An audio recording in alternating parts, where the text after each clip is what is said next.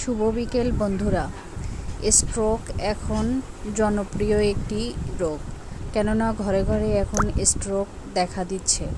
স্ট্রোকের ঝুঁকি কমাতে আপনি যেভাবে তেঁতুলের চা বাসায় পান করবেন, তাহলে উপকরণগুলো দেখে নিন। আমি নিয়েছি তেঁতুল, একটি কাঁচামরিচ, তেজপাতা, জিরা, বিট লবণ এবং দারুচিনি। তাহলে আসুন কিভাবে বানাচ্ছি সেটি তৈরি করি। প্রথমে আমি পানি গরম করে নিচ্ছি এবং এর মধ্যে দিয়ে দিচ্ছি পাকা তেঁতুল, অর্থাৎ এটি আমি বাজার থেকে কিনে এনেছিলাম, যেটি আমার ফ্রিজে সংরক্ষণ করা ছিল।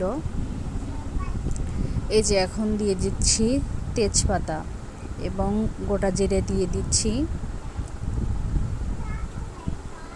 এরপর আমি তেজপাতা অ্যাড করে নিচ্ছি, দারুচিনি এবং বিট লবণ দিয়ে নিচ্ছি।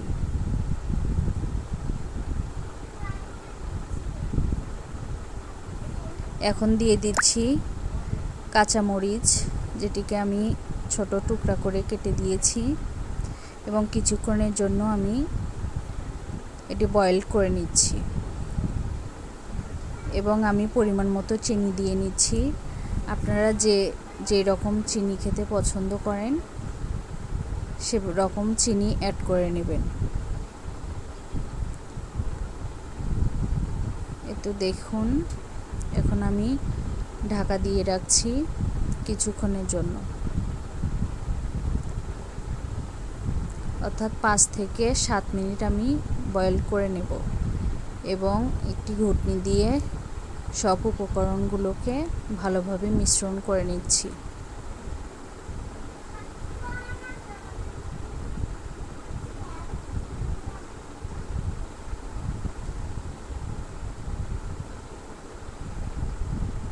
এখন আমি একটি স্ট্রেনার দিয়ে এগুলোকে ভালোভাবে ছেঁকে চায়ের কাপে নিয়ে নিচ্ছি।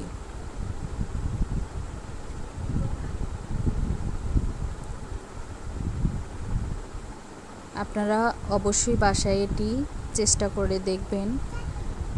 আসলে তেঁতুলের চাটা খেতে খুবই ভালো লাগে। এরপর আমি সার্ভ করার জন্য এর উপরে লেবু দিয়ে নিচ্ছি। আসলে লেবু দিয়ে নিলে টেস্টটা আরও সুন্দর হয়, খেতেও ভালো লাগে। অবশ্যই আপনারা বাসায় একবার চেষ্টা করে দেখবেন। আমার কাছে তো এই তেঁতুলের চাটা খুবই ভালো লেগেছে, এজন্য মূলত আমি আপনাদের সঙ্গে শেয়ার করলাম। এই তো ফাইনালি আমার তেঁতুলের চা রেডি। তাহলে আপনাদের কাছে কেমন লাগলো অবশ্যই কমেন্ট করে জানাবেন এবং বাসায় এই রেসিপিটি একবার চেষ্টা করবেন। আল্লাহ হাফেজ।